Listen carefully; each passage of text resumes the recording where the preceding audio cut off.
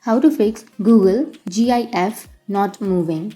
So if you're facing a problem with Google GIF and if it's not moving or if it's not available, then what you can do is first open up your Play Store and app or your App Store and make sure that you have a stable internet connection. Go for the search and search for Google.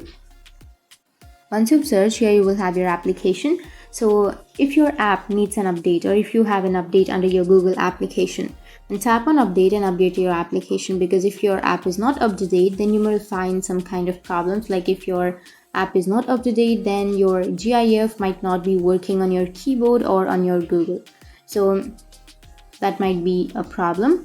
And once you've updated, now you can simply go back and then tap and hold on to your Google application. Go for app info, go for storage and cache, and go for clear cache. And once you clear your cache, now you can remove that and then you can restart your device.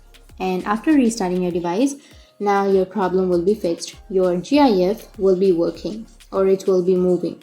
So that's how you can fix your Google GIF not moving problem.